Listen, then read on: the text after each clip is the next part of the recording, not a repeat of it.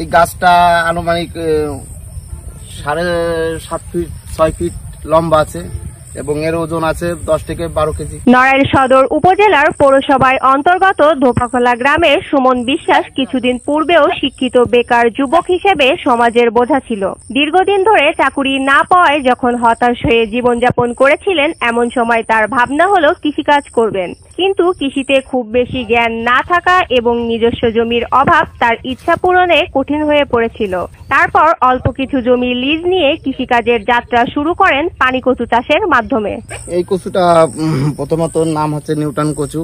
এই কচুটা আকার আকৃতি এরকমই বড় হয়। এই কচুটা হচ্ছে আপনার প্রথমে থেকে লতি পাওয়া যায়, লতি বিক্রি করা যায়, তারপর কচু অংশ বিক্রি করা যায়, তারপরে এর থেকে আপনার ফুল বিক্রি করা যায়। সব মিলে কচুর মোটামুটি পুরোটা অংশই হচ্ছে বাজারজাত করা যায়। কৃষি বিভাগের প্রত্যক্ষ পরামর্শে আধুনিক উপায়ে চাষাবাদ করেন। পানি কচু চাষে তার মোট খরচ হয় প্রায় 45,000 টাকা। বাজারে পানি কচুর ব্যাপক চাহিদা থাকায় তিনি উচ্চ মূল্যে বিক্রি করেন এবং প্রায় 3 লক্ষাধিক টাকা আয় করেন। তিনি এলাকায় কচু চাষী হিসেবে পরিচিতি পেয়েছেন। তিনি চলতি মৌসুমে প্রায় 3 একর জমিতে বৃহৎ আকারে পানি কচু চাষ করেছেন এবং এলাকায় কৃষকগণ কচু চাষে উদ্যুক্ত হয়ে নতুন করে চাষাবাদ শুরু করেছেন। সেকেন্ড আপনার যখন আমি মাছ চাষ করব তখন আপনার ওই সময়টাই তো মাছ চাষই করবো। আর যখন অন্য সময়টায় তখন আর কি এখানে জলের অর্থাৎ পানির স্বল্পতা থাকে, অর্থাৎ না পানির চাপটা একটু কম থাকে।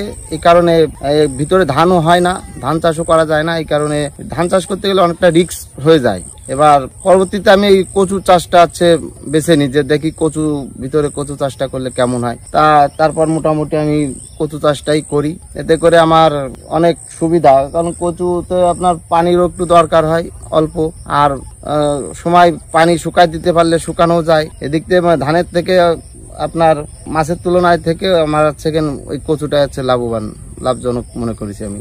এ কাজে তাকে সহযোগিতা করেন অত্র ব্লকের উপসহকারী কৃষি অফিসার সুবীর দেব। নড়াইল সদর উপজেলা কৃষি অফিস থেকে কন্দাল ফসল প্রকল্পের আওতায় তাকে প্রশিক্ষণ প্রদান করা হয়। প্রশিক্ষণ শেষে উক্ত প্রকল্পের আওতায় তাকে একটি প্রদর্শনী প্লট বাস্তবায়নের জন্য প্রয়োজনীয় উপকরণ দেওয়া হয়। প্রকল্পের সহযোগিতা ও নিজ উদ্যোগে তার 1 একর জমিতে 4000 চারা রোপণ করেন। আসলে এই কচুটা আমাদের এলাকার জন্য এই প্রথম।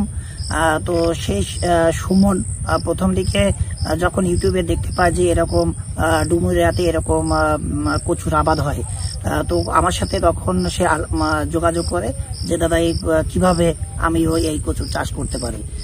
তো তাকে পরামর্শ দেয়, তার সাথে লিঙ্কেজ যোগাযোগের ব্যবস্থা করে দেয়।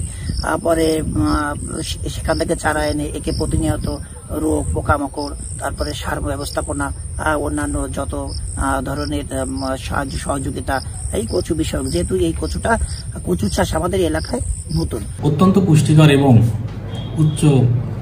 উচ্চ মূল্যের কন্দাল জাতীয় ফসল জনগণের কাছে, ভোক্তার কাছে চাহিদা বৃদ্ধির কারণে এটা দিন দিন এর উৎপাদন বেড়ে চলেছে। নড়াইল সদর উপজেলাতে কন্দাল ফসল উন্নয়ন প্রকল্পের আওতায় আমাদের নড়াইল সদরের অন্তর্গত ধোপাখোলা এলাকায় আমাদের সুমন বিশ্বাসের যে প্রদর্শনীটি আমরা স্থাপন করেছিলাম, তাকে যথাযথ এই প্রকল্পের আওতায় প্রশিক্ষণ প্রদান করে একেবারেই খুব সহজ প্রযুক্তি এবং অল্প পুঁজি ব্যয়ে তিনি এই পানি কচু চাষ করেছেন এবং এই পানি কচু চাষ করে তিনি এখন অলরেডি বাজারজাত শুরু করেছেন। তাতে মনে হচ্ছে প্রতিটি পানি কচু 50 থেকে 60 টাকা দরে গড়ে বিক্রি করে তার প্রায় 7,500 যে পানি কচুর চারা রয়েছে এটা বিক্রি করলে কমপক্ষে 3 থেকে 3.5 লক্ষ টাকা তিনি লাভ করতে পারবেন বলে আমরা আশা করছি।